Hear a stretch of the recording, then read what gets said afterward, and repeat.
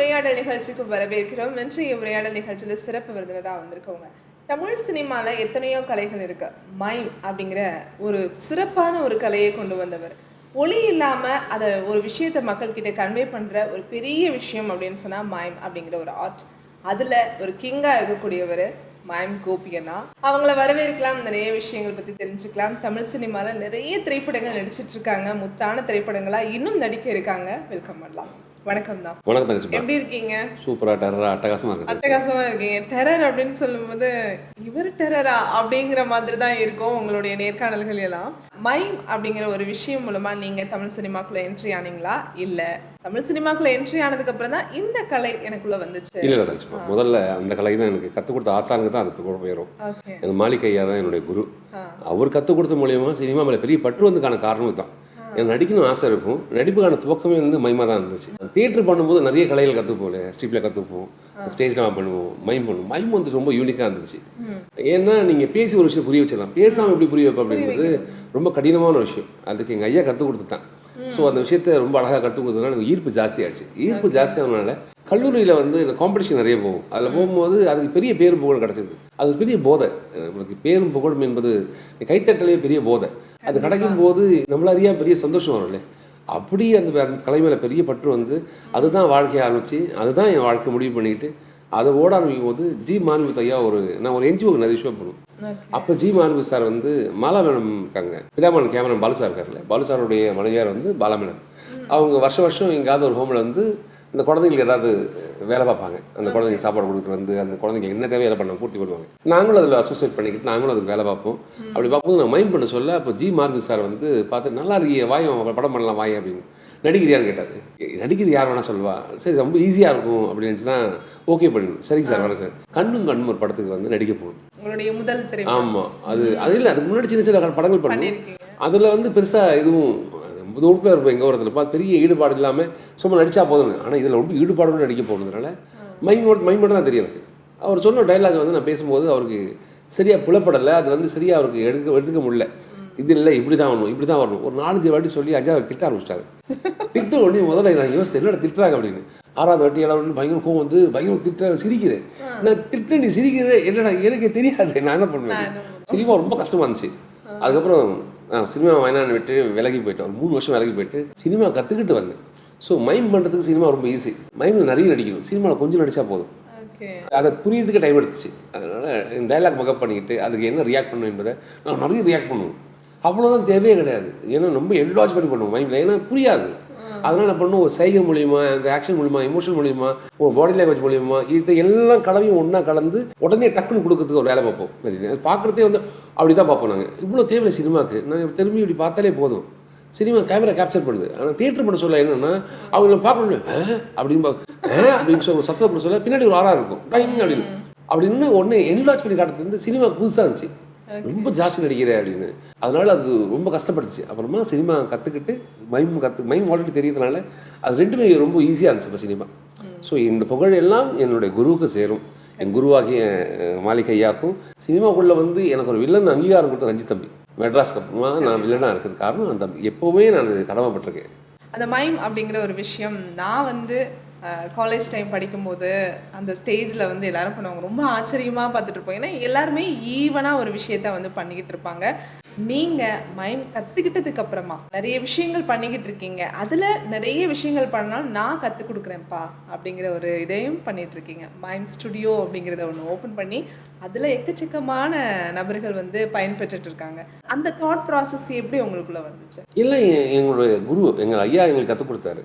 எங்கள் ஐயாவோட ஐயாவுக்கு வந்து ஒரு 50 வயசு இருக்கும், எங்கள் ஐயாவுக்கு ஒரு 50 வயசு இருக்கும். நான் ஒரு 50 வயசு இருந்திருக்கேன். எங்கள் ஐயாவோடைய அறிவும் அவரோட ஐயா அறிவும் எனக்கு பகிர்ந்துட்டு போயிட்டாங்க. ஒரு 100 வருஷத்துக்கான அறிவை எனக்கு புகுத்திட்டு போயிட்டாங்க. அது என் கூட்ட கிடச்சிட்டு இருந்ததுன்னா நான் சாகும்போது எதுவும் சொல்லவே இல்லையே, அது அப்படியே அழிஞ்சு போயிட்டு கலை. ஸோ என்னால் முயற்சி, எனக்கான முயற்சி அது. எனக்கு தெரிஞ்ச விஷயத்தை நான் இன்னொருத்தர் கற்றுக் கொடுக்க நினைக்கிறேன். இப்போ எனக்கு ஒரு 50 வயசு வச்சுக்கிங்க, 150 வருஷத்தை நான் தாரவாக்கிறேன் இன்னொருத்தருக்கு. ஸோ நான் அசிங்கப்பட்டிருப்போம், அவமானப்பட்டிருப்போம், கேவலப்பட்டிருப்போம், தலை குடிஞ்சு நின்றுருப்போம். ஒருத்தர் நீங்கள் சொல்ல நீங்கள் இன்றைக்கி அதை வெளியே போக சொல்லியிருப்பாங்க. இது எல்லாத்தையும் தொடச்சிட்டு நல்லதை மட்டும் தாரவாக்க போகிறோம். நீ போய் கஷ்டப்படுறாத, அங்கே போய் நின்று அசிங்கப்படுத்துறாத, உன்னை கேவலப்படுத்திடுவாங்க, அதெல்லாம் பண்ணாத, இதை பண்ணு அப்படின்னு நல்லதை மட்டும் தாரவாக்கிறதுக்கு ஒரு இடம் வேணும் இல்லை. அப்போ நான் கடைசி நான் வச்சுருந்தேன், கடைசி நான் மாணவன் தான். எப்போ நான் இன்னொருத்தர் கற்றுக் கொடுக்க ஆரம்பிக்கணும் ஆசான மாறுறேன். என் ஆசான் அதான் பண்ணார். என் ஆசான் பண்ணதை நான் இன்னொருத்துக்கு பண்ணுறேன். எதிர்பார்க்காம கொடுக்குறது தான். இது ரொம்ப முக்கியமான விஷயம். என்னென்னா, உங்களுக்கு தெரிஞ்ச விஷயத்தை இன்னொருத்து கொடுத்து கடத்திட்டு போங்க. நீங்கள் மட்டும் வச்சுக்கிட்டு அதை காணாமல் போயிடும். என்ன பண்ணணும், கிடச்சா மண்ணுக்கு போகுது உடம்பு, அது மண்ணோட மறைச்சி போயிடும். எனக்கு தெரிஞ்ச விஷயத்த நான் தம்பி கொடுத்துருக்கேன், என் தம்பி கொடுக்குறேன் அப்படின்னு சொல்ல எனக்கு ஒரு பெரிய சந்தோஷம். கோபியனை மாதிரியே பண்ணுறடா அப்படின்னு. அது பெரிய சந்தோஷம் இல்லை, கோபியனை மாதிரியே இருக்கான் பாரு அப்படின்னு. அந்த அவனை தேடி இருக்காங்க. நான் தேடலுக்கு ஒரு ஒரு ஒரு நான் ஒரு கையை பிடிச்சி தூக்கிற மாதிரி தான். அது எல்லாருக்கும் அது நம்ம தூண்டுதல் தான். நம்ம தூண்டி விடுறதுல தான் அது நடக்கும். அந்த நீ எப்போதுமே அந்த பண்ணிகிட்டே இருக்கணும் நான் ஆசைப்படுவேன். யாரையுமே டக்குன்னு மூஞ்சி நேராக பேசிடாதீங்க, உனக்கு வராது அப்படிலாம் சொல்லாதீங்க. வரும், எங்கே போகுது, முயற்சி தானே, முயற்சி திறவனையாக்கும். நீ முயற்சி பண்ணிகிட்டே இருந்தேன்னா, நான் என்ன சொன்னேன், என்னை பைத்தியம் சொல்லுவாங்க, மைமில் பைத்தியம் சொல்லுவாங்க. அதுதான் பெரிய பட்டமே எனக்கு.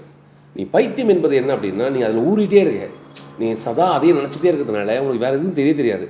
எது பண்ணாலும் மைமா தெரியும். எனக்கு ஒரு பூனை போச்சா மைமா தெரியும். இப்போ ரோட்டில் ஏதாவது கார் போச்சுன்னா மியூட் பண்ணி பார்ப்பேன், படத்தை மியூட் பண்ணி பார்ப்பேன், இவங்கெல்லாம் என்ன பண்ணியிருக்காங்க அப்படின்னு. அது எல்லாம் பெரிய மைமாராக தெரிவாங்க எல்லாருமே. எனக்கு புரியுதான்னு பார்ப்பேன். ஸோ நான் அப்ளை பண்ணி பார்ப்பேன்.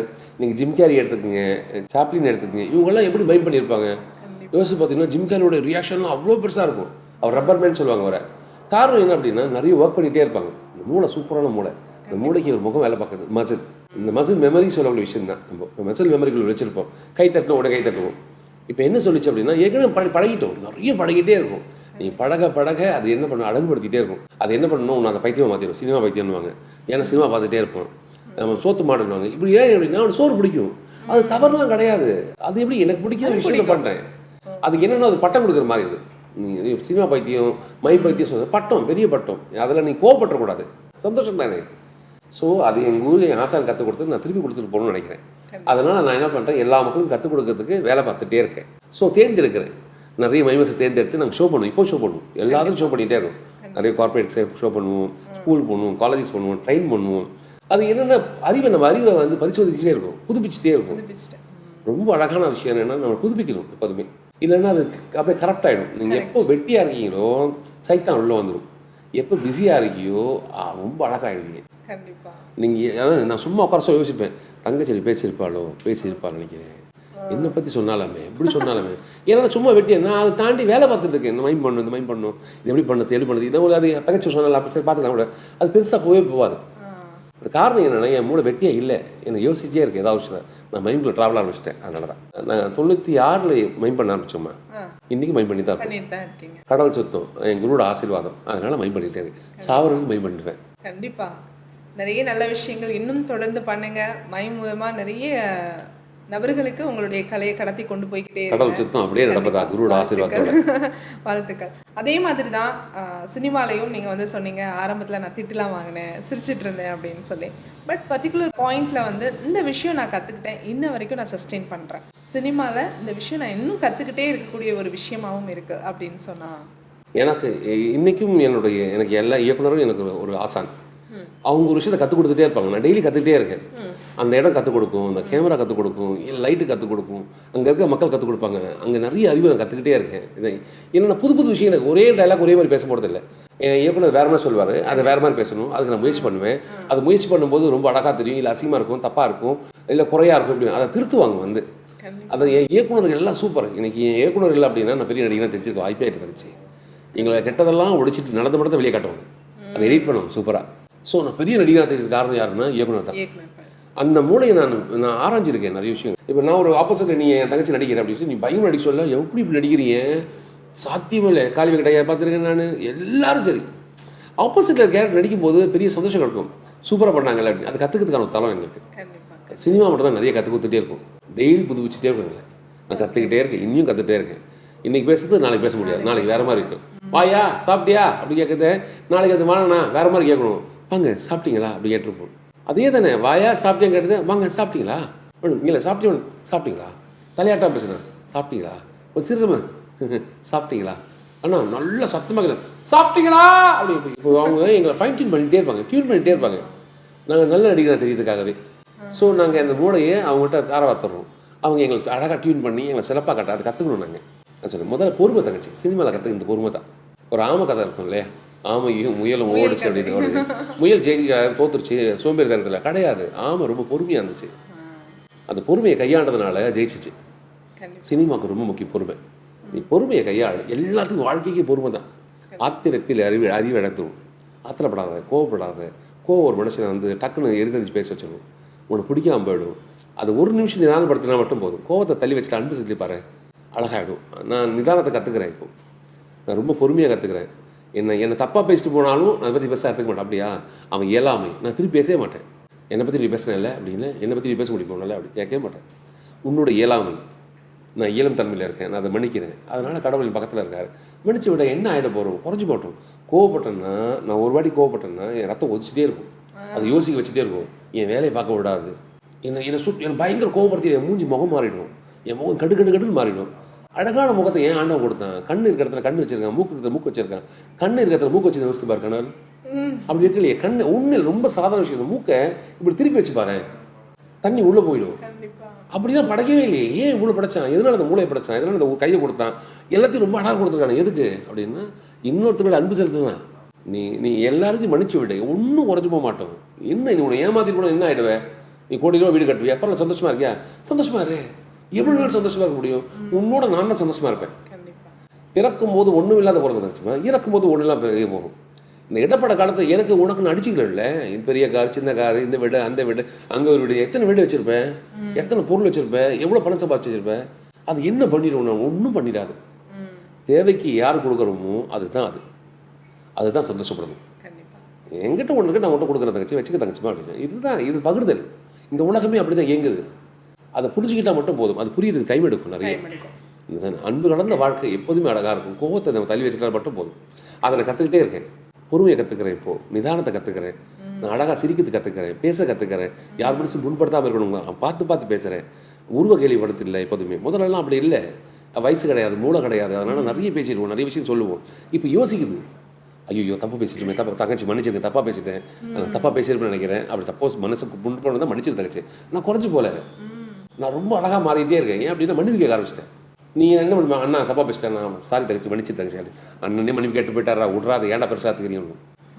இந்த மன்னிக்கிற தன்மை வேணும் நமக்கு. முதல்ல இங்கே எல்லாருக்கும் அவசரம் ஜாஸ்தியாகிடுச்சு. நான் அவசரம் இன்னைக்கு என்ன தான் பண்ணால் நேரம் ஓடாதுச்சு. நாளைக்கு வந்துருமா, இன்னைக்கு வராது. அது நவந்து தான் போகும். ஆனால் இந்த நேரத்தை வீணாக்கிடாத. இந்த நேரம் போச்சு திருப்பி கிடைக்காது. மற்றது எல்லாத்தையும் சம்பாரிச்சிரு இந்த உலகத்தில். நேரத்தை சம்பாதிக்க முடியாது. அப்போ நிறைய உடைச்சிட்டே இரு. உன்னை யார் என்னெல்லாம் சொல்லட்டும், இந்த உலகமே உன்னை தவறாக சொன்னாலும் உனக்கு தெரியும் நீ யார் என்பதை. அதுக்கு அடையாளப்படுத்துறதுக்கு உன் முயற்சி பண்ணிகிட்டே இரு. உடைச்சிட்டே இரு. உழைப்பு தான் உன் மூலதனம். உன்னுடைய மூலதனமே உன் காசு, பணம், பொருள் எதுவுமே உன்னோட உழைப்பு தான். அந்த உழைப்பை நீ கொடுத்துட்டே இருந்தேன்னா அது கோபுரத்தை குறைச்சிடும். அது டைம் எடுக்கும். ஆனால் அதுக்கு ரொம்ப டைம் எடுக்கும். எனக்கெல்லாம் வந்து 25 வருஷம் எடுத்துச்சு.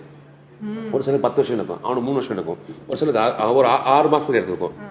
எல்லாருக்கும் காரணம் என்னென்னா அது ஆன்லைன் கொடுக்குறது. அது கொடுப்பான். சக்குன்னுலாம் யாரும் மேலே ஒரே நாள் எழுத முடியாது. இப்போ தான் ஃபஸ்ட் படம் பண்ணான்ப்பா, டக்குன்னு மேலே வந்துட்டான். அவனுக்கு கேட்டு பாருங்க, அவங்கள்ட்ட போய். அதுக்கு முன்னாடி நிறைய மேலே கட்டிருப்பாங்க, நிறைய வேலைப்பாடு பார்த்துருப்பாங்க. அதோட வெளிப்பாடு அந்த படத்தில் சூப்பராக தெரிஞ்சிருக்கும். அதனால் இந்த நிதானம் என்பது ரொம்ப அழகு. அதை கற்றுக்கிட்டே இருக்கேன். அந்த பொறுமையும் நிதானத்தையும் ஆண்டவன் கொடுக்கணும்னு நினைக்கிறேன். அவ்வளோ. கண்டிப்பாக நீங்கள் சொன்னீங்க 30 டேக்லாம் போச்சு அப்படின்னு சொல்லி. அந்த பொறுமையோட ஆமையாக இருந்தது ரஞ்சிதா இருக்கலாம். ஆனால் பின்புறம் அண்ட் முன்புறம் பார்த்தா அதில் நீங்கள் தான் இருந்துட்டு இருக்கீங்க. பல கேலி கிண்டல்கள் இருக்கும். என்னடா 30 டேக் வாங்குறாரு அப்படின்னு சொல்லி. அதை ஓவர் டேக் பண்ணி வரணும்னா நமக்கு ஒரு பொறுமை இருக்கணும்.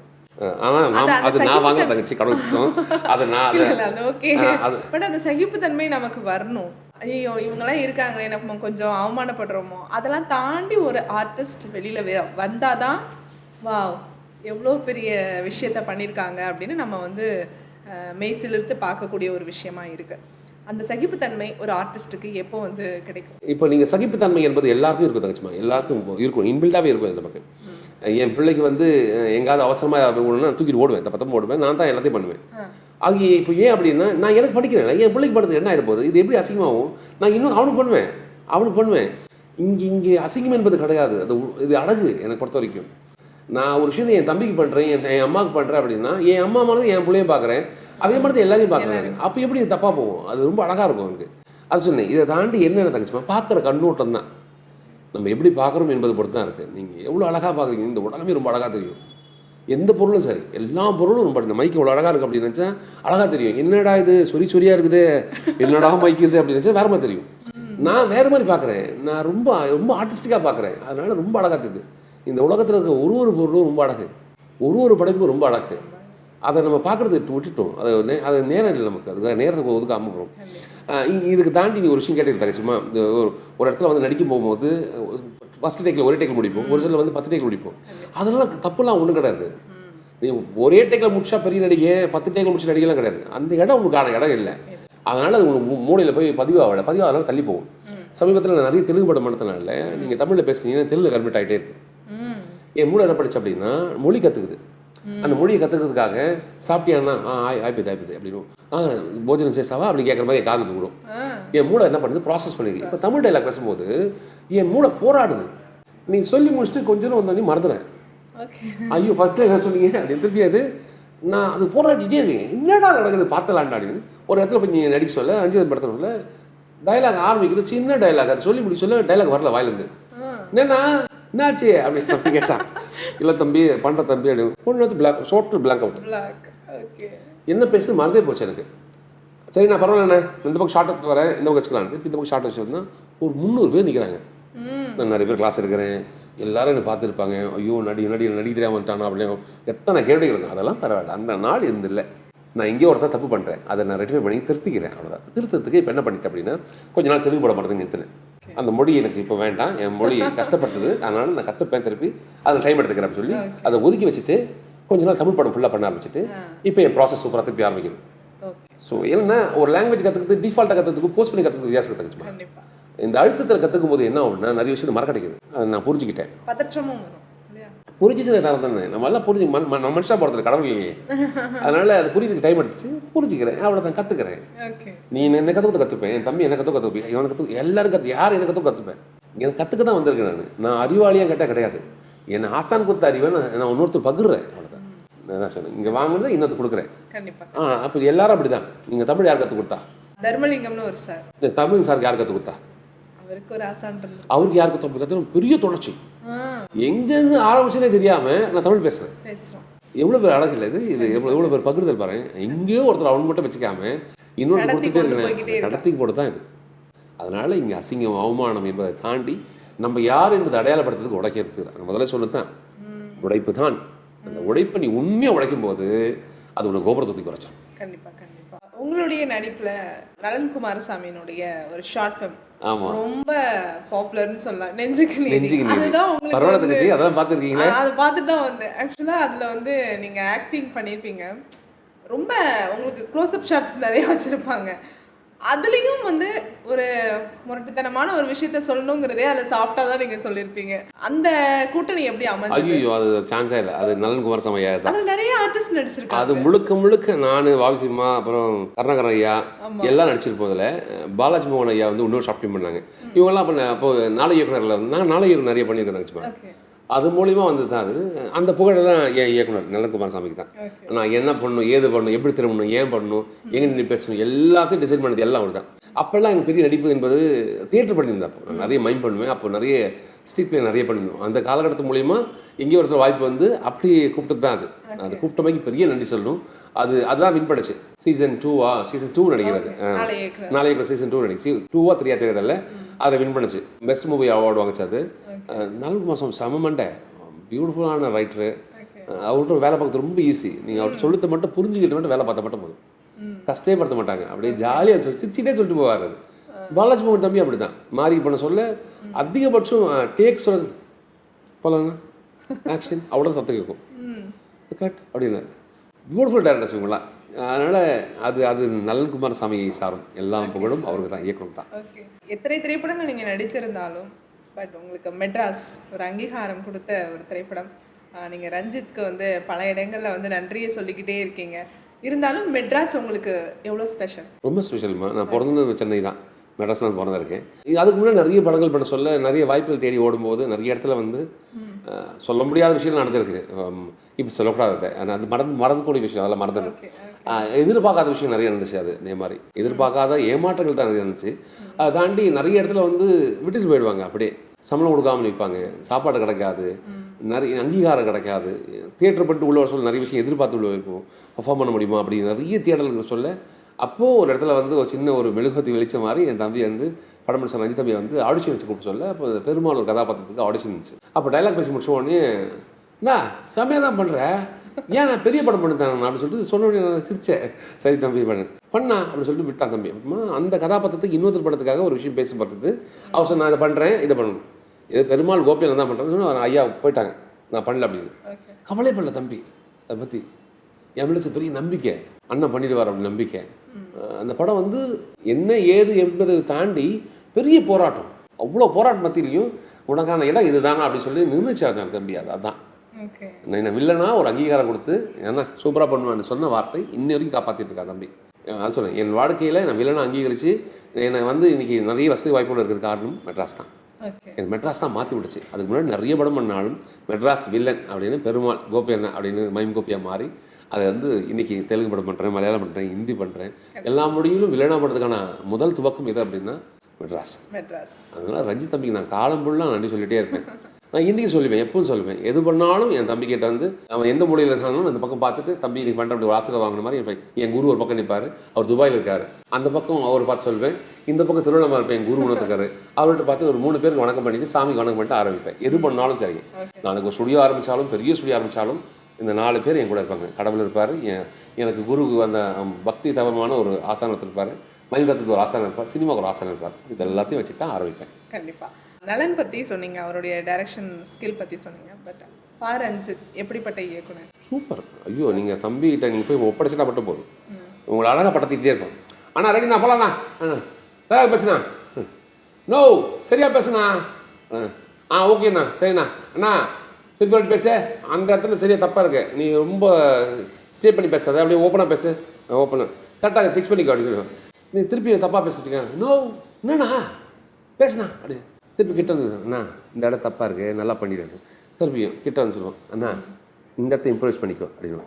நான் ஜாலியாக பண்ணேன் அப்படின்னு, ஜாலியாக பண்ணுவோம். இது ஓகேண்ணா அப்படி கேட்கும். உன்னை ஃபைன் டியூன் பண்ணிட்டே இருப்பான் தங்கச்சிம்மா.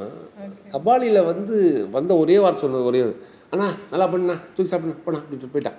நான் 6 மாதத்துக்கு முன்னாடி ரிகர்சல் பார்த்தது எனக்கு அப்படி சரளமாக வருது.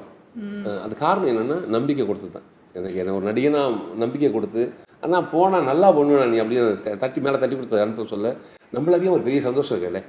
நம்ம பின்னாடி எத்தனை பேர் நம்ம பார்த்துப்பான், தம்பி பார்த்துப்பான், நல்லா பண்ணிய சொல்லுவான், எனக்கு கற்றுக் கொடுத்துருவான் அப்படி நம்பிக்கை தான். அதுதான் எனக்கு இவ்வளோ தூரம் ட்ராவல் பண்ணி வந்துகிட்டே இருக்கேன். அதனால் ரஞ்சித் தம்பி நான் வாழ்நாள் மறக்கவே முடியாது எப்போதுமே.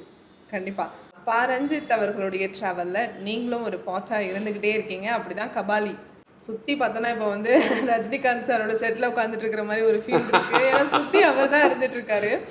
நீங்கள் லைவாக அவர் கூட வந்து ஒர்க் பண்ணியிருக்கீங்க, எப்படி இருந்துச்சு? ஐயோ பயங்கர எனர்ஜி பூஸ்டர். தலைவர் நடக்கிறதே வந்து அப்படிலாம் ஒரு நீங்கள் ஒரு ஆத்மா பார்க்கவே முடியாது அப்படின்னு. அவர் தெரிச்சு வாங்கிக்கோ எந்த அப்படி இப்படி வச்சுருவாங்க அப்படி தான். வணக்கமே அப்படி தான் வணக்கம் எல்லாருக்கும் வணக்கம் அடிப்பார். அங்கே ஆரம்பித்த கேரவன் இல்லை, அது எப்படின்னா கேரவன் ஓப்பன் பண்ணி டபாக்கில் ஓப்பன் பண்ணி வெளியே வந்து ஒரு வெள்ளை குதிரை வந்தால் எப்படி இருக்கும்? வெள்ளை குதிரை வந்து டக்க டக்க டக்க டக்க டக்க ஓட சொல்ல என்ன ஸ்பீடு ஓடும்? போகிற வாக்கில் உனக்கு வணக்கம் சொல்லிட்டு போனால் எப்படி இருக்கும்? வணக்கம் பண்ணுவார் சாமி. எல்லாரையும் பார்ப்பார், எல்லாருக்கும் வணக்கம் சொல்லிட்டு போவார். உட்கார சொல்ல அருண் எப்போ போலமா என்ன செய்யுது சொல்லி அப்படியா சரி சரி என்ன ஒரு பார்க்கலாமா அப்படின்னா போல போகலாம் அப்படின்னு அவ்வளோதான் ரெடி ரெடி போகலாம் ஸ்டார்ட் பண்ணலாம் அப்படின்னு டப்புன்னு பண்ணிட்டு போயிடுவார். திரும்பி போக சொல்ல குதிரை ஓடும் டக்கு டக்கு டக்கு ஓடி டக்குன்னு உள்ள போய் கேரளா பண்ணி அதுதான் எப்படி சாத்தியமே தெரியாது. அதை சொன்னேன், ஒரு மின்னல் மட்டும் தான் வருவார். நீங்கள் ஏர்போர்ட்டில் பத்திரம் அப்படி தான் இருப்பார். அந்த ஸ்பீடு டக்கு டக்கு டக்குன்னு வெளியே போவார். நீங்கள் அவர் போகிறத பார்த்து திரும்பி பக்கத்தில் தலைவர் இருப்பார். அது சொன்னேன், அது எனர்ஜி செம்ம எனர்ஜி. நான் என் மக்கள்கிட்ட சொல்கிறேன், எல்லாரும் சொல்லுவேன் என்னென்னா தயவுசெய்து ஒரு முறையாவது ரஜினி சார் கூட நடிச்சிருங்க அப்படின்னு. அவர் பேசுகிற வார்த்தை, அவர் பண்ணுற ரொம்ப கஷ்டப்பட்டு நடிச்சு தங்கச்சி. நான் அந்த சீனை வந்து தம்பி சொல்லிட்டு போன பிறகு வா கபாலி மாத்திரை ஒன்று சொன்னியாமே, உங்கள் பசங்க மாத்திரை கேட்க மாட்டாங்க, நானும் செய்யலை கேட்காச்சே என்ன கபாலி விளாட்றியா? அதில் இன்னும் தென்னாவட்டம் எப்படி பண்ணு என்ன கபாலி மாத்திரை வேணும் சொன்னியாமே, உங்கள் கேங்க்கு மாத்திரை ஓட்ட மாட்டாங்களே நல்லா செய்கிற கேங்காச்சே என்ன கபாலி விளாட்றியா அப்படின்னு ஒன்று பார்த்துட்டு சுவாமி எப்படி கோப்பி என்ன இப்படி பண்ணுறீங்க, அட்டகாசம் பண்ணுறீங்க, நிறைய சீன் நிறைய கொடுத்துக்கலாம் கோபிக்கு அப்படின்னு சொல்லி நான் கூட பயங்கர பாராட்டணுன்னே பயங்கர அப்படி மேலே பறக்கிறேன். நான் அந்த பக்கம் கேமரா வச்சு ஒரே டைலாக்ல நான் காலி பண்ணிட்டு போயிட்டார். அப்படி காலத்துக்கு வெளியப்பட்டார், கோட்டத்து மகிழ்ச்சி அப்படின்னு போயிட்டார். அவ்வளோ தான் செத்துச்சு. என்னடா இவ்வளோ கஷ்டப்பட்டு நம்ம நடிச்சோம் ஒன்றுமே தான் போயிட்டு போயிட்டார். ஒரே ஒரு டைலாக்ல காலி அப்படி லெஃப்டில் டீல் பண்ணிட்டு போயிட்டார். அதே மாதிரி காருக்கு போக சொல்ல ஜான் விஜயன் கிட்ட சொல்லுவார் அப்படி இப்படின்வார், நீ இந்த பக்கம் உட்கார இந்த பக்கம் சொல்லிட்டு போய் இப்படி உட்கார சொல்லுங்க டக்குன்னு பண்ணியிருப்பார். ஐயோ அதெல்லாம் வாய்ப்பே இல்லை. மூளை அவ்வளோ ஃபாஸ்ட்டாக வேலை பார்க்கும் இருக்கு. அதான் ரஜினி சார். ஓகே. நீங்கள் சும்மா நின்னாலே பெருசாக தெரியுங்க. அது காரணம் ரஜினி சார். ரஜினி சார் அப்படி பர்ஃபார்ம் பண்ணிட்டு போயிடுவார். நம்ம சிந்தா பண்ண சொல்லவே பெருசாக தெரியுதுக்கான காரணம் தான். அவரெல்லாம் எனர்ஜி பூஸ்டர் இருந்துச்சுமா. அவரோட எல்லாரும் வேலை பார்க்கணும். சிறந்த மனிதர், அழகு. நீங்கள் எப்படி இந்த உலகத்தில் என்னெல்லாம் நல்ல வார்த்தை இருக்கோ அது எல்லா தலைவரும் சொல்லலாம். அது சொன்னேன், அவ்வளோ பேசுவாங்க. நீங்கள் பேச அவரை பிடிச்சிச்சு அப்படின்னா அவ்வளோ பேசுவாங்க. நான் வந்து சித்தர் வழிபாடில் கொஞ்ச நாள் இருந்தேன் தங்கச்சி, இப்போயே இருப்பேன். அப்போது நான் ரஜினி சாரை பார்க்க போக சொல்ல பார்த்து பேசுவதுக்காக போகிறோம். அப்போது சுதிஹாசன் மேம் வந்து அங்கே இருந்தாங்க. நாங்கள் இது ஒர்க் பண்ணோம், சலார் ஒர்க் பண்ணதுனால அங்கே எப்படி சார் கூப்பிட்டு சார் எப்படி இருக்கீங்க பக்கத்தில் இங்கே ஷூட்டு. அதனால் ரஜினி சார் பார்க்க சொல்ல அண்ணா கூட இருப்பாங்க. அண்ணா கிட்ட சொல்லிட்டு ரஜினி சார் பார்க்க போகணும். அப்போ போகும்போது ரஜினி சார் பார்த்து பேசிட்டு என்ன போய் அப்படி எப்படி இருக்கீங்க எல்லாம் இருக்குன்னா என்ன பார்க்க கொடுத்துட்டு விட்டீங்களா? இல்லை சார் பக்கத்தில் ஷூட் அப்படியா எப்படி நாள் ஓகே அப்படின்னு என்ன சித்தர் மாதிரி ஆகிட்டீங்க அப்படின்னு சொல்லிட்டு பட்டு அப்புறம் என்ன சொல்லுறேன் நான் அப்படியே ஷாக்கு. நான் சித்தர் வழிபாட பண்ணுறது வந்து எப்படி இது சாத்தியம் என்பதே தெரியாது. என்ன சித்தர் மாதிரி ஆகிட்டீங்க அப்படின்னு சொல்லிட்டு வேற ஜானன் வேறு பேசுகிறாரு. நான் அப்படியே முடிச்சுட்டு நிற்கிறேன். எப்படி இது கனெக்ட் பண்ணார் அப்படின்றது ஐயோ சான்ஸே இல்லை. அதெல்லாம் கடவுள் சித்தம், அது கடவுள் பிறப்பது, அது அப்படிதான் இருப்பார் அவர். அதனால் அந்த பிறப்பு கூட நம்மளாம் இன்றைக்கி இருந்ததே பெரிய சந்தோஷம் எனக்கெல்லாம். கடவுள் சித்தம் அது ரஜித் தம்பி மூலிமா நினச்சி ரஜித் சார் பார்க்குறது பேசுறது அப்படின்னு நாங்கள் ரொம்ப ஆசைப்பட்டு தங்கச்சுமா. நான் கல்லூரி படித்து பச்சைமன் கல்லூரி படிக்கும்போது 6/28 வந்து ஆடியோ லான்ச்சுக்காக சார் வர்றாங்க. எனக்கு முன்னாடி பார்த்துருக்காரு. அப்போ நான் யோசித்தேன் ஒரு நாள் நடிப்ப சாரும் கூட அப்படின்னு அவ்வளோ வியந்து பார்த்துருக்கேன். அவர் பாடின பாட்டு அந்த காதல் தீபம் ஒன்று பாட்டு இருக்குல்ல தங்கச்சுமா, அதில் வந்து அவர் போட்ட ஷர்ட்டை பேண்ட் பார்த்தீங்கன்னா அவ்வளோ அழகாக இருக்கும். அந்த மரத்துக்கு நடுவில் black and white shirt black white இருக்கும், பேண்ட் பிளாக் போட்டிருப்பாரு. அந்த முகம் அவ்வளோ பிரகாசமாக இருக்கும், தலைமுடி இருக்கும். நான்லாம் அவளை ரசித்து பார்த்துருக்கேன். அப்போ பார்த்த படத்தில் எல்லாத்துக்கும் இப்போ பார்க்கும்போது பக்கத்துக்கு சொல்ல பெரிய சந்தோஷம். அது எல்லாருக்கும் கிடைக்குன்னு ஆசைப்படுறேன். இன்னொரு ஆணை வந்து ரசிச்சு பார்த்தேன் அப்படின்னு சொல்றது இல்லை தங்கச்சுமா, இது ஆண் பெண்பால் என்பதை தாண்டி தங்கச்சுமா அந்த ஆத்மா செம்ம ஆத்மா. ஐயோ அந்த எனர்ஜிக்கு நீ பக்கத்தில் போசவே தெரியும் நீ யாருன்னு என்பது. அதுதான் அது ரொம்ப முக்கியம். ஒரு பக்கம் super star Rajinikanth sir Tamil சினிமாவோட ஒன் ஆஃப் பில்லராக இருக்காங்க. இன்னொரு சைடு வந்து பார்த்தீங்கன்னா உலகநாயகன் கமல்ஹாசன் சார். நீங்கள் ஒரு நேர்காணலில் சொல்லியிருக்கீங்க அந்த தசாவதாரம் கான்செப்ட் பற்றி பேசுறது அது எப்படி அமைஞ்சு நீ எல்லாத்தையும் கேட்டது பொழுது அது செந்தில் ஐயான்னு ஒருத்தர் அவங்க வந்து ரொம்ப ரொம்ப நல்லா இருந்தது. அது நீங்கள் சொன்னவே கன்வே பண்ணது அங்கே நடந்த விஷயங்கள் நான் வியந்து பார்க்குற மக்களில் வந்து கமல் சாரும் ஒரு நாங்கள் சினிமாக்குள்ளே வரதுக்கு ஆசைப்பட்டது காரணம் Siva sir, Kamal sir, Rajini sir. இவங்கெல்லாம் வந்து சினிமாவில் பார்த்து திரையில் பார்த்து வியந்து பார்த்துருக்கோம். எப்படி சாத்தியம் என்பதை தாண்டி பயங்கர லவ் பண்ணிக்கிறதுங்க வச்சுப்பாங்க கமல் சார்லாம். ஏன் அப்படின்னா எப்படி நடிக்க முடியும் இப்படிலாம் நடிக்க முடியுமா, இவர் கூட எனக்காக ஒரு நாள் பார்த்துட முடியாது அப்படின்னு காலகட்டம் சொல்ல அப்போது தசாவதா பண்ணிட்டு இருக்காங்க. கே.எஸ். ரவிக்குமார் சாரோடைய டைரக்ஷனில் செந்தில் சார் தான் கூட ஆக்டராக இருந்தாங்க. அப்போது எனக்கு பழக்கம் அது அவர் பழக்கமாக இருக்கிறதுனால நடிப்பீங்களா வாங்க ஒரு நடிக்க போகலாம் அப்படின்னு. எந்த ரோடு இதெல்லாம் கேட்கல, கமல் சார் கூட நடிக்கணும் வாங்க கிளம்பி போய்ட்டோம். செங்கல்பட்டு பக்கத்தில் வந்து அந்த சீனியர் நைட் ஷூட் ஃபுல்லாகவே ப்ரெஸ் ரிப்போர்ட்டரா பண்ணுவேன் அப்படின்னு. நீ பேசிக்கலாம் கோபி சார் பேசிடுவேன் சார் டைலாக் பார்த்துக்கங்க அப்படின்னு பார்த்துக்கலாம். கே.எஸ். ரவிக்குமார் சார் கூப்பிட்டாரு யாரெல்லாம் ப்ரெஸ் வாங்க அப்படின்னு பேசிடுவியா நீ பேசுவியா அப்படின்னு பேசுவேன் சார். நான் டைலாக் சொல்லு அப்படின்னு சொன்னேன் கேட்டோம் பாருங்க சூப்பர் அப்படின்னு. இப்போ கமல் சார் வந்து டைலாக் பேசும்போது நான் பேசணும்னு கேள்வி கேட்க சொல்ல கமல் சார் சொல்ல தண்ணிக்குள்ளே ஒரு டைலாக் பேசி விட்டா சிரிக்காமல் போயிடுவீங்களா நாராமல் போயிடுமா அப்படின்னு கேட்டேன். நான் சிரிப்பேன். ஆமாம் எல்லாம் சிரிக்கிறீங்க ஏன் சிரிக்க மாட்டேறீங்க கரெக்டாக சிரிக்கிறாரு அப்போ சிரிங்க அப்படின்னு அது பாராட்டு எனக்கு. ஐயோ அந்த அவ்வளோ பெரிய டைலாக்களை அங்கேருந்து வர சொல்ல நாகர்கோவில் ஸ்லாங்கில் பேடத்துக்கு விசில் அடிச்சுட்டு பேசினா தங்கச்சி நான் எல்லாம் அப்படியே 5 நாள் அவர் ரசிச்சுட்டே லவ் பண்ணியிருந்தேன். அப்படி லவ் பண்ணியிருக்கேன் நான் லிட்டராக அப்படியே நான் சரண்டர். அவ்வளோதான், எனக்கு ஒன்றுமே தெரியாது, சோறு தண்ணி எதுவும் தேவையில்லை, அவரை பார்த்துட்டே இருந்தால் மட்டும் போதும். அப்படி தான் பார்த்துருந்தேன் 5 நாள். அதோட வெளிப்பாடு தான் அது. அதனால் சின்ன ரோடு பெரிய ரோடு என்பதை தாண்டி அவரை பார்க்கறதுக்கான ஒரு வாய்ப்பு, அவர் கூட இருக்கிறதுக்கான ஒரு வாய்ப்பு கிடச்சிது. தூரத்தில் ரசிச்சிருக்கேன். அதுக்கப்புறம் காலத்தின் கட்டாயம் நான் ஒரு தியேட்டர் ஸ்கூல் ஆரம்பித்த பிறகு ஒரு பெரிய ஸ்கூல் ஒன்று ஆரம்பிக்கலாம் சொல்லி ஒரு 4 பேர் இங்கே சேர்ந்து இங்கேருந்து கமல் சாரை போய் பார்க்கறதுக்காக போயிடும். அப்போ கமல் சாரை போய் பார்த்தேன், நான் வீட்டில் போய் பார்த்தேன்.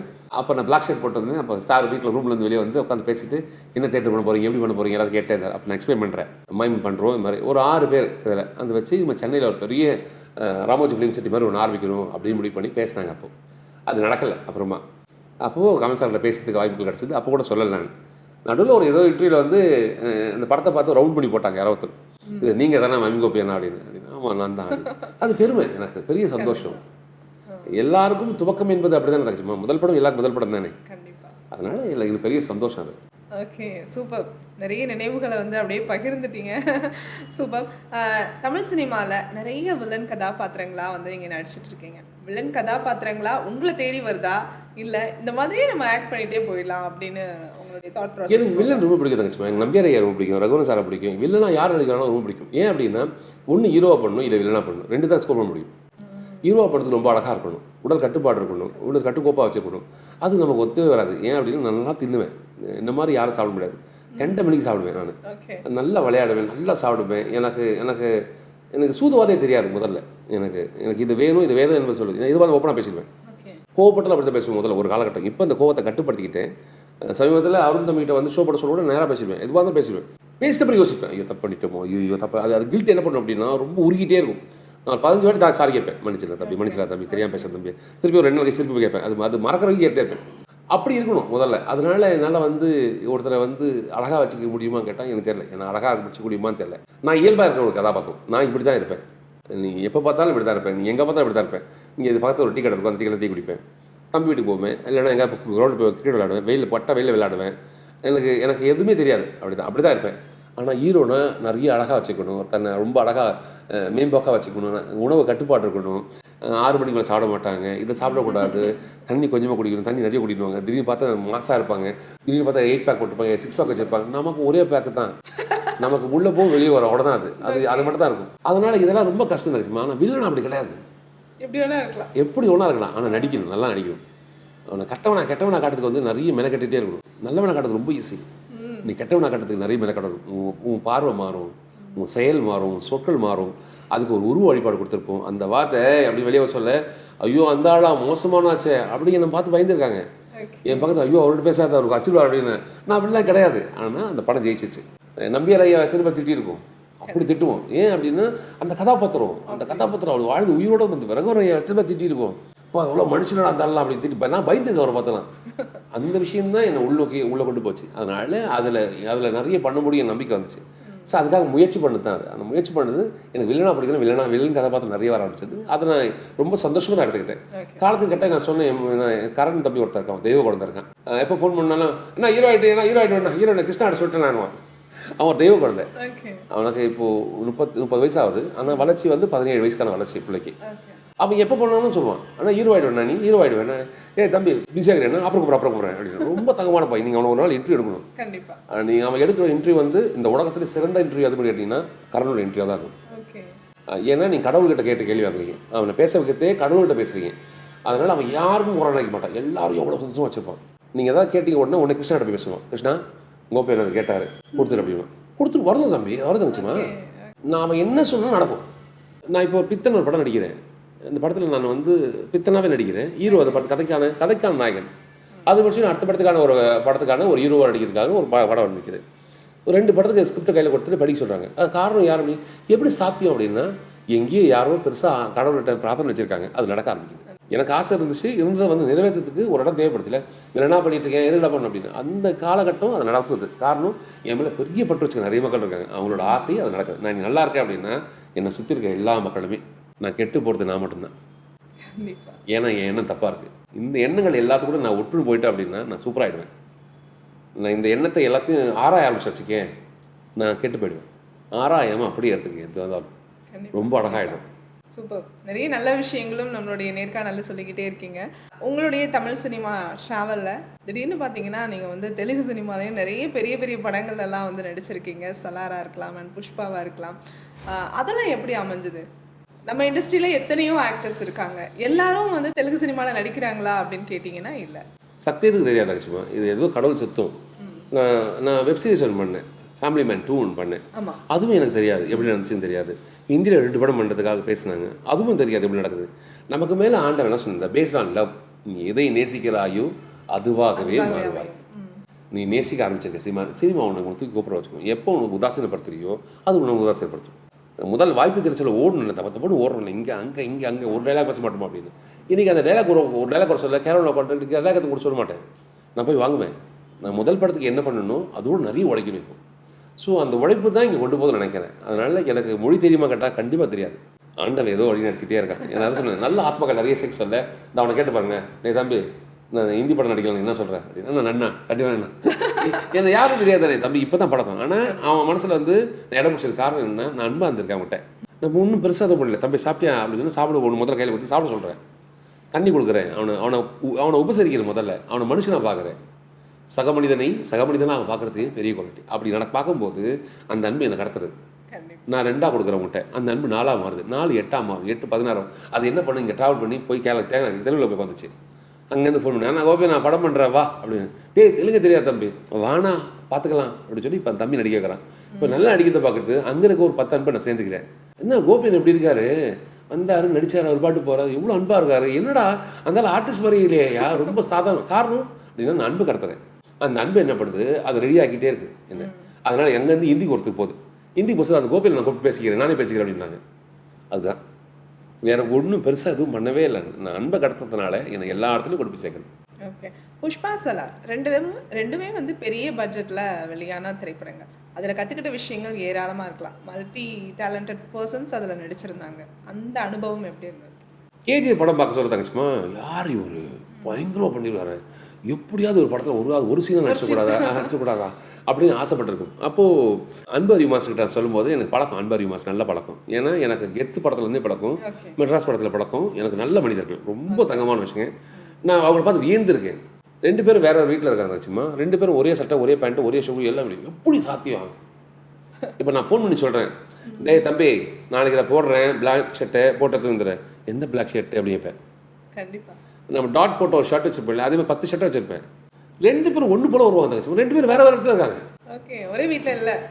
2 பேர் பேசுறது அப்படி தான் இருக்கும். 2 பேரும் கம்போஸ் பண்ணுறது தான் அப்படி. 2 பேரும் அவ்வளோ எனர்ஜெட்டிக்காக இருப்பாங்க.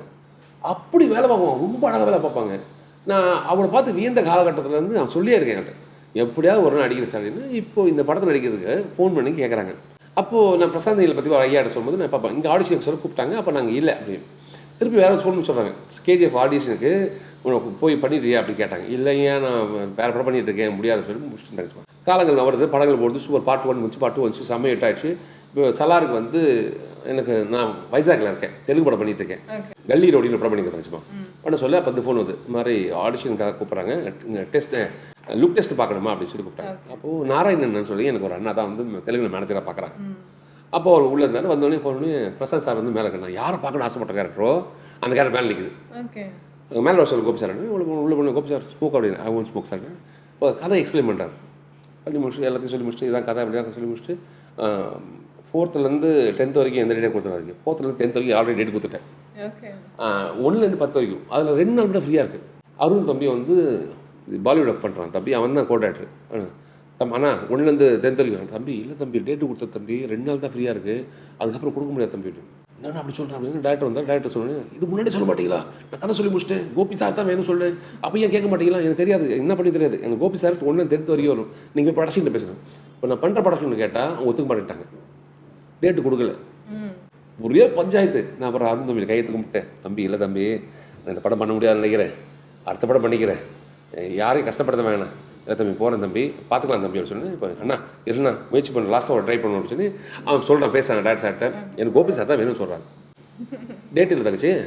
அப்போ கோபி கூப்பிட்டார், கோபி சார் ஓகே 2 நாள் எனக்கு கொடுங்க, அதுக்கப்புறமா எந்த படத்துக்கு முடி வெட்டக்கூடாது, என்ன கேட்க டேட் கொடுக்கூடாது அப்படின்னு. சரி சார் கொடுக்கலாம் சார். மைனிங் ஷூட்டு பிரபாஸ் அவருடைய முதல் நாள் ஷூட்டு, பெரிய மைனிங் ஷூட்டு 2 நாள் முடிச்ச பிறகு 2019 ஆரம்பிச்சு தங்கச்சி, 2024 வரைக்கும் 25 வரைக்கும் முடி வெட்டலை, தாடி எடுக்கலை. அதான் கதையா நீங்கள் எடுக்காததுக்கு ஒரு 18 படம் பண்ணல நான். அதுக்கப்புறமா நான் கொடுத்த வாக்கு, நான் அவர் மேலே பெரிய மதிப்பு, அவர் சொல்லிக் கொடுத்த விதம், ஒரு ஆக்ஸ்போர்ட் யூனிவர்சிட்டியில் என்ன சொல்லிக் கொடுப்பாங்களோ அப்படி தான். ஒரு டைலாக் பேசுகிறேன், వాళ్ళని ఎవరు ఆపలు ఆపలేరు ఆపగలిగిన ఒకరే అది నువ్వే அப்படின்னு சொல்லி டெப்த்தாக சொல்லுங்க கோபி சார், மோர் இன்டென்ஸ். వాళ్ళని ఎవరు ఆపలు ఆపలేరు ఆపగలిగిన ఒకరే, மோர் இன்டென்ஸ் கோபி சார், மோர் இன்டென்ஸ் டெப்த் இருக்கணும் அப்படி சொல்லி ஒரு விஷயத்தை இம்ப்ரெஸ் பண்ணிகிட்டே இருப்பாங்க. அது நீங்கள் சொல்ல நான் அப்படி பிரம்மாண்டமாக நிற்கிறேன். ஸோ நான் ஃபைன் டியூன் பண்ணிக்கிட்டேன். அதுக்கு காரணம் இயக்குனர், எல்லா இயக்குனரும் அப்படி தான் தங்கச்சிமா, நம்மளை செதுக்கிட்டே இருப்பாங்க. நான் ஒரு கல்விமண், அறிவாளியெல்லாம் கிடையாது, பெரும் மக்கு. நான் எனக்கு பெருசாக தெரிஞ்ச காரணம் என்ன, இயக்குனர்கள், எல்லா இயக்குனர்களும் அவங்ககிட்ட நான் ஒப்படைச்சிடுறேன். அப்படியே அவங்க அந்த உருவம் பிடிப்பாங்க. நான் கல்விமண்ணாக இருக்கிறதுனால என்னை ஈஸியாக உருவம் பிடிச்சிருவாங்க. நான் கல்லாக இருந்தால் அதுக்கு செதுவும் ரொம்ப கஷ்டப்படணும். நான் மண் நான் ஆனால் கொடுத்துட்றேன், களிமண்ணாக கூட சொல்ல என்னை ரொம்ப அழகாக அவங்க ரொம்ப அழகான உருவத்தை கொடுக்குறதுனால நான் பெருசாக தெரிவித்து காரணம் இயக்குனர்கள் தான். எல்லா இயக்குனர்களும் சூப்பரான இயக்குனர்கள் தான். நான் உள்வாங்கலை சரியா, அதனால் நான் கதாபாத்திரம் செத்து போச்சு. நான் உள்வாங்கியிருந்தேன் கதாபாத்திரம் ஜெயிச்சோம். ஒரு தோல்விக்கும் நான் தான் காரணம், ஒரு வெற்றிக்கும் என்னை சுற்றி இருக்க இயக்குனர்கள் எல்லாம் காரணம். ஸோ அந்த இயக்குனர் நிறைய கற்றுக்கிட்டேன். புஷ்பா பண்ணும்போது அப்படி தான், அவர்கிட்ட நிறைய கற்றுக்கிட்டேன். சின்ன சின்ன விஷயத்தை அவர் சொல்லி கொடுத்துட்டே இருப்பார். நீங்கள் எப்படி நடந்து வரணும், கப்பலில் நடந்து வர சொல்ல எப்படி நடந்து வரணும், எப்படி சொல்லிருக்காதா, எப்படி ஆகுதா, அப்போ தமிழ் தெரிஞ்ச மாதிரி பேசணும். அது கோல்டா இது எப்படா பார்த்தேன் அப்படின்னு தமிழ் பேசணும் திருப்பி. ஸோ ரெண்டுத்தையும் மிக்ஸ் பண்ணி பேசல நிறைய சேலஞ்சிங்காக இருந்தாங்கச்சுமா. எனக்கு தெலுங்கு வராது, தமிழ் சுத்தமாக வராது, வேறு விஷயம். தமிழ் தெலுங்கு சுற்றி பேசணும், அது ஒரு மாதிரி இன்ட்ரெஸ்டிங்காக இருக்கும். அதுக்கு சுகுமார் சார் தான் காரணம். அது சொன்னேன், நான் இன்னைக்கு நிற்கிறேன் உட்காந்து பேசுகிறேன் அப்படின்னா என்னை சுற்றி இருக்க எல்லா இயக்குநர்களும் என் மேலே வச்ச பெரிய நம்பிக்கை, எனக்கு கொடுத்த இடம், அந்த இடத்த எனக்கு கொடுத்துட்டாங்க. அதனால நான் பெருசாக தெரியறேன். இது எல்லாம் அவங்களுக்கு தான் போய் சேரணும். நான் முன்னாடி பேசுகிறேன், அவங்க பின்னாடி இருக்காங்க. அதாவது நீங்கள் ரொம்ப ஆச்சரியப்படுற மாதிரி சொன்னீங்க இந்த பாயிண்ட்ஸ் எல்லாம். அதாவது ஒரு ஆர்டிஸ்ட் தன்னை ஒரு இன்டெலிஜென்ட்டாக காட்டுறதுக்கு தான் விரும்புவாங்க. நான் ஒரு களிமண்ணுப்பா, என்ன அவங்க செதுக்குறாங்க அப்படின்னு சொல்றதே ஒரு பெரிய பாயிண்ட், பெரிய வேலிடான ஒரு பாயிண்ட். என்ன பொறுத்தவரைக்கும் நான் சொல்றது அது. கண்டிப்பா கண்டிப்பா அதுதான் சொல்றேன். மற்றவங்க சொல்ல மாட்டாங்க, நீங்க சொல்றீங்க அப்படிங்கிறத மென்ஷன் பண்றேன். இன்னொரு விஷயம் என்ன அப்படின்னு சொன்னா, நீங்க நிறைய விஷயங்கள் மை மூலமா செஞ்சு காமிச்சிட்டு இருக்கீங்க. எங்களுக்கு ஒரு பாடல் உங்களுடைய மை மூலமா நீங்க பண்ணி காமிக்கணும் அப்படிங்கிறது என்னுடைய ஆசை. ஒரு நேர்காணல்ல பண்ணிருந்தீங்க, ரொம்ப நல்லா இருந்தது. பாடலையா? அது நாங்கள் எல்லா டீமாக இப்போ என்ன பண்ணுறதுச்சுமா, நாங்கள் ஒரு சிம்போனின்னு ஒரு மை சிம்போனின்னு ஒன்று ஆரம்பிச்சுக்கிறதுச்சுமா. இன்ஸ்ட்ருமெண்ட் எல்லாத்தையும் நம்மளா வாஸ்தா எப்படி இருக்கும், மைமில் வாஸ்தா எப்படி இருக்கும் என்பதற்காக ஒரு 100 பேர் கொண்ட ஒரு குழு வச்சு நாங்கள் மைம் பண்ணிகிட்டே இருக்கோம். அதுக்கான முயற்சி இளையராஜா சாருக்கு மட்டுமே அவருக்காக பண்ணணும் அப்படின்னு முடிவு பண்ணி ஆரம்பிச்சு, அது அவருக்காக ஒரு 10 பாடல் எடுத்து பண்ணலாம் முடிவு பண்ணுங்க. அது தள்ளி போயிட்டே இருந்துச்சு, அவர் ஷோ பண்ணியிருக்கணும், பண்ண முடியாமல் போச்சு. அதனால ப்ராக்டிஸ் பண்ணிட்டே இருந்தோம். எல்லாத்தையுமே ரொம்ப ஈஸியான விஷயம் என்னன்னா, ஒரு பாட்டுக்கு ஒரு இன்ஸ்ட்ருமெண்ட் எப்படி வாசித்திருப்பீங்க, அந்த இன்ஸ்ட்ருமெண்ட் நீங்கள் எப்படி பிடிச்சிருப்பீங்க அப்படி இருக்குல்ல, அந்த டீட்டெயில் இருக்குல்ல, அது ரொம்ப முக்கியம். இப்போ ஏதாவது ஒரு பாட்டு, நீங்கள் ஏதாவது ஒரு பாட்டு போட்டுங்க, உங்களுக்கு ஒரு பாட்டு ஏதாவது போட்டுங்க, நீங்களே ஏதாவது பாட்டு போட்டுங்க.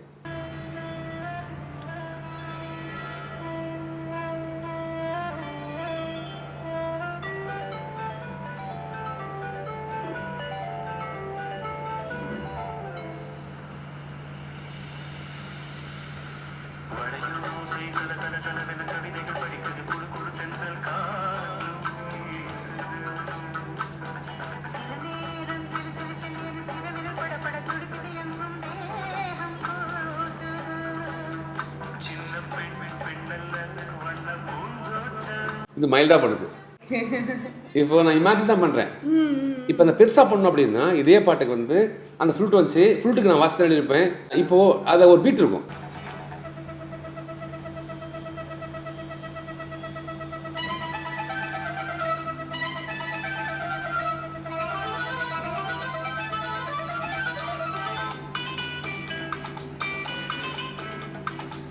இப்போது நான் கிட்டார் எழுதிருப்பேன்.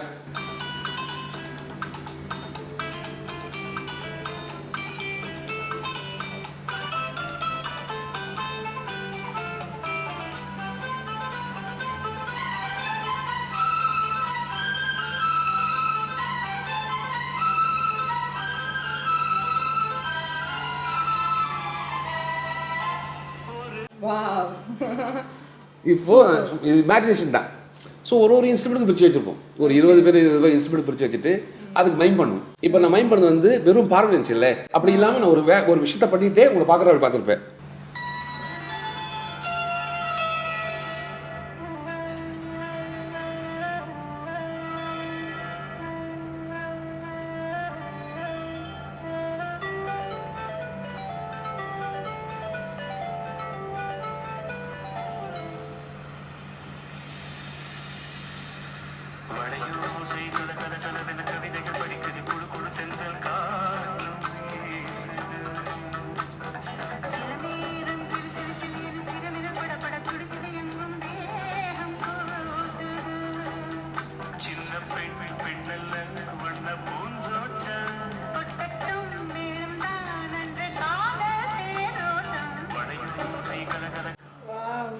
சூப்பர். நாங்கள் மெய்மறந்து அப்படியே போயிட்டோம். சூப்பர். நிறைய விஷயங்கள் பகிர்ந்துக்கிட்டீங்க.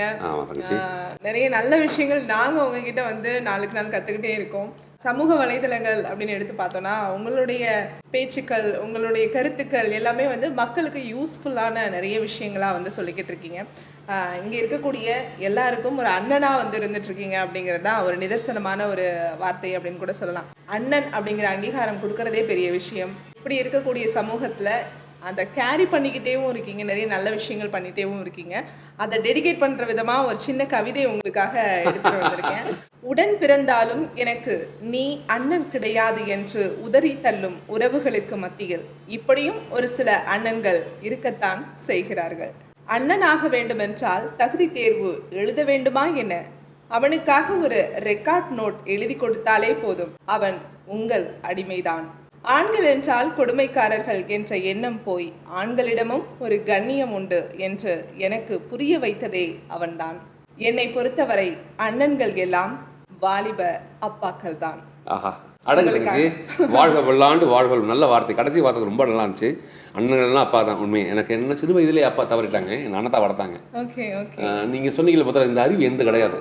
இங்கே இருக்க எல்லாரோட அறிவு நான் அந்த சார்பாக நான் பேசுகிறேன். நான் பெரிய அறிவாளியாக கிட்ட கிடையாது. எல்லாரும் எனக்கு இந்த அருண் தம்பி, இந்த ஓனரை வந்து தம்பி தான். நீ அவங்ககிட்ட பேசுறீங்க அப்படின்னா நம்மளாம் ஏன்டா போகிறதுன்னு இருக்குதுச்சுமா. அவர் என்ஜிஓ ரன் பண்ணிக்கிட்டு அவங்க இருக்கிற பைசாவை இந்த கேன்சரில் பாதிக்கப்பட்ட மக்களுக்கு எல்லாருக்கும் கொடுத்துக்கிட்டு இதுக்குள்ளே வர மக்கள் எல்லாருக்கும் சாப்பாடு போட்டுட்டு பைசா பெருசாக இருக்காது, இல்லைன்னு சாப்பிட சொல்லுவேன். நம்பிக்கை, அந்த நம்பிக்கை யார் கொடுத்தா? என் தம்பி. அந்த பக்கம் மதன் ஒருத்தர் இருப்பான், அவன் சூப்பராக பார்த்துப்பான் என்ன. அந்த பக்கம் ரிஷி இருக்கான், இந்த பக்கம் கிறிஸ்டி இருக்கான், இந்த பக்கம் முரளி தம்பி இருக்கான். எல்லாருமே என்னென்னா என்னை ரொம்ப அழகாக பார்த்துக்கிறானுங்க. அவனுங்கள விஷயத்தை என்கிட்ட குதித்து போயிடறானுங்க. நான் வெளியே சொல்கிறதுல நான் தெரியுறேன். இங்கே காரணம் நல்லா தெரியறதுக்கான காரணம் என்னென்னா, இந்த தம்பிங்க எல்லாருமே அவன் அன்பை என்கிட்ட கொடுத்தனால நான் அதை உங்ககிட்ட கொடுக்குறதுச்சுமா நான் பெருசாக தெரியுறேன். இப்போ அவனுக்கான ஒரு காலம் வரல, அப்போ என்ன பண்ணுவேன், நான் அவன்கிட்ட கொடுப்பேன். அப்போ வரும். இது இப்போ ஏன் இங்கே வந்து எல்லாருக்கும் வர சொல்லியிருக்கேன் அப்படின்னா, இதே மாதிரி இன்டர்வியூ அவனுக்கு கொடுக்கணும். இதை பார்க்கும்போது அவனுக்கு தோணும், எப்பாது நானும் கொடுக்கணும் இல்லை, ஒரு நாள் பேசணும் இல்லை, நானும் ஜெயிக்கணும் இல்லை, அந்த எண்ணத்தை விதைக்கிறதுக்காக மட்டும்தான் இது. இந்த கேமரா என்னை பதிவு பண்ணாதா? கண்டிப்பாக பண்ணும். அதுக்கான வாய்ப்புகள் கண்டிப்பாக அவங்கள்ட்ட வரணும். அதுக்கான ஆசைகள் இருக்கணும். முதல்ல துவக்கத்துக்கு ஆசை தான் துவக்கம். நீ துவக்க, ஆசையை துவக்க. உன் ஆசை உனக்கு நிராசை ஆகிடக்கூடாது. அதுக்கு தான் உழைப்ப வச்சுக்கிட்டோம். வெறும் ஆசை மட்டும் வச்சு என்ன பண்ண போகிற? அதுக்கு நீ உழைக்கணும். உழைக்கும் போது அந்த ஆசையை நிறைவேறிடும். அதுக்கான துவக்கத்தை, இந்த அறிவுக்கான காரணம் என் தம்பிங்கமார்களே, என் தங்கச்சிமார்களே எல்லாருமே சார் உனக்க செய்கிறது. இன்றைக்கி நீ இந்த 2-3 நிமிஷத்தை இந்த கவிதையை ரொம்ப அழகுபடுத்திச்சு. கடைசியாக அந்த வாசை, அந்த வார்த்தை ரொம்ப அழகான வார்த்தை. ஸோ எல்லா அண்ணாமார்களும் அப்படி தான் இருப்பாங்க. நான் அப்படி தான் இருக்கணும்னு ஆசைப்பட்டிருக்கேன். அதனால் இங்கே குற்றம் குறையை தாண்டி நிறைய மட்டும் பாருங்கன்னு சொல்கிறேன். நிறைய பார்த்தீங்கன்னா குறம் கம்மியாக போயிடும், சந்தோஷம் ஜாஸ்தியாக வச்சுக்கிங்க, துக்கம் மறைஞ்சு போயிடும். ஏன் துக்கத்தை கிட்ட வச்சுக்கிறீங்க? துக்கத்தை தள்ளி வைங்களேன். சந்தோஷம் நான் தான், துக்கமும் நான் தான். எதை ஜாஸ்தியாக்குறனோ என் ரொம்ப பிரகாசமாக மாறிடுவேன். நான் துக்கமாக இருந்தேன்னா ரொம்ப டல்லாக அப்படியே சோர்ந்து படிப்பேன். அப்படியா, என்ன தெரியுமா? சரி, என்ன கேட்க போகிறீங்க? கேளுங்க. ஏதாவது கேளு தங்கச்சி, ஏதாவது கேள்வி கேளு. இப்போ சும்மா கேள்வி தங்கச்சி, பாரு எவ்வளோ கஷ்டமாக இருக்கு பாரு. கோபிநாத், தமிழ் சினிமாக்குள்ள எப்படி உங்களுடைய என்ட்ரி அமைஞ்சது? இதை கேட்கவா வந்தே தங்கச்சி? எல்லாருக்கும் வர மாதிரி தான் எனக்கு வந்துச்சு. ரொம்ப கஷ்டப்பட்டு தான் வந்தேன் சினிமாவுக்கு. நான் சொன்னேன்னு கஷ்டப்பட சொன்னேன். இல்லை எனக்கு பிடிச்சது, நான் உடச்சி வந்திருக்கேன். அது எப்படி கஷ்டமாக மாறும்? அது சொன்னேன். இந்த எனர்ஜி துரோப்படுத்தி விட்டுறோம். நம்ம பேசும்போது ரொம்ப டல்லாக சோர்ந்து போய் வருத்தப்பட்டுக்கிட்டு 10 வருஷம் சோகத்தை பின்னாடி வச்சுக்கிட்டு அது ஏன் பிரச்சனை? அது தொண்டைக்கு மேலே தெரிஞ்சிச்சாச்சு. ஏன் ஈஸியாக நீ இடம் போட்டுருவேன். ஏன் சோகமாக இருக்கேன், ஏன் பயங்கர ஜாலியாக இருக்கேன், என்ன நீ சூப்பராக இருந்துச்சு போல அப்படின்னு ஏன் முகம் காட்டி கொடுக்குதில்ல? ஏன் பிரச்சனையை நான் பார்த்துக்கிறேன். அது எல்லாரும் போராட்டத்தை கொடுத்துருங்க. ஆண்டவன் எதுக்கு ஒன்று படைச்சானா போராட்டம் தான். சுத்தர பூமியில் நிற்கிறோம், அதுவே பெரிய போராட்டம். இவ்வளோ அழகாக நிற்கிறோம். இங்கே வீடு இருக்குது, இந்த வீடு சுத்தட்டா இருக்குது, அங்கேயே தான் இருக்குது, ஆனால் பூமி சுற்றிட்டே இருக்கு. இவ்வளோ அழகான படைப்பு எதுக்கு கொடுத்தான் ஆண்டவன்? மனுஷனா படித்தான். ஏன் படித்தான்? உன்னை நாயாக படிச்சிக்கலாம், நிறையா படிச்சிக்கலாம், மணியாக படிச்சிக்கலாம், இல்லைன்னா ஏரியா படிச்சிக்கலாம், இல்லை எருமா படிச்சிக்கலாம், ஒரு நாள் ஈஸியாக படிச்சிக்கலாமே. அப்படிலாம் படைக்காமல் ஏன் ஒரு மனுஷனாக படைச்சான்? அப்போ எங்கேயோ ஒரு விஷயத்தை நீ செஞ்சுட்டு போகிறதுக்காக தான் படைச்சிருக்கான். ஏனோ பிறந்தோம், ஏனோ வளர்ந்தோம், ஏனோ இறந்தது கிடையாது தங்கச்சுமா. ஒரு பிறப்பு ஒரு இறப்பு, அதுக்குள்ள நம்மளை யார் அடையாளப்படுத்திக்கிட்டான்? அதுக்கு உழைக்கிறோம். அதில் நிறைய கஷ்டம் இருக்கும், அசிங்கம் இருக்கும், அவமானம் இருக்கும். எல்லாத்தையும் எடுத்துக்க, அது எல்லாத்தையும் மாற்றும். ஒரு நாள் நீ உழைச்சிட்டே இருக்கணும். சொல்ல உழைப்பு, உன்னோட உழைப்பு ரொம்ப அழகுபடுத்திகிட்டே இருக்கு. ஒரு நாள் பணம் இருக்காது, பணம் தர மாட்டாங்க, சம்பளம் தர மாட்டாங்க. 1 மாதம் வேலை, 3 மாதம் வேலை, சம்பளம் தரல. அப்படியே பயங்கர காண்டாக வந்து மண்ணை வாரி வச்சுட்டு வருவோம். பரவாயில்ல, 3 மாதம் இல்லை எனக்கு சம்பளம் கொடுக்கல. அதே கம்பெனிக்கு நான் ஓனராக வந்து நிற்பேன். அதுக்கு நான் என்ன பண்ண உடைக்கணும்? இங்கே எல்லாருக்கும் இருக்காது அதே அறிவு. என் புத்தி தான் உடக்குது, என் மூளை தான் உடக்குது. உனக்கு எனக்கு மூளை மாறிச்சானே, தம்பிக்கு அதே மூளை தான். அவன் எதில் ஆசைப்படுற பொறுத்து தான் இருக்குது. அதில் நீ எவ்வளோ கூட ஹார்ட் ஒர்க் நெவர் ஃபெயில் தங்கச்சுமா. நீ உடைய கண்டிப்பாக ஜெயிச்சிருவேன். யாரை பற்றியும் கவலைப்படாது. உனக்காக முதல்ல யோசிக்க. உனக்காக வாழு முதல்ல, அப்புறம் இன்னொருத்தருக்காக வாழு. நான் என் பிள்ளைய நான் தான் பார்த்துக்கணும் போய், என் அம்மாவை நான் தான் பார்த்துக்கணும் போய், அவங்களே பார்த்துப்பாங்க. நான் சும்மா என்ன பண்ணுறேன், நான் தான் கூட்டு போகிறேன் காட்டுறேன், வாமா போலாம் நான் விட்டுற மாதிரி அவங்க எதிர்பார்க்க ஆரம்பிச்சிருவாங்க. எதிர்பார்ப்பு ஏமாற்றத்தை உருவாக்கிடும். ஒரு நாள் செய்யாதப்போ கோவம் வந்துடும் உங்களுக்கு. அந்த கோவம் என்ன பண்ணுது? வருத்தத்தை உருவாக்குது. வருத்தம் என்ன பண்ணணும்? அது பயங்கர கடுப்பாக்கி விட்டுரும் அவங்கள.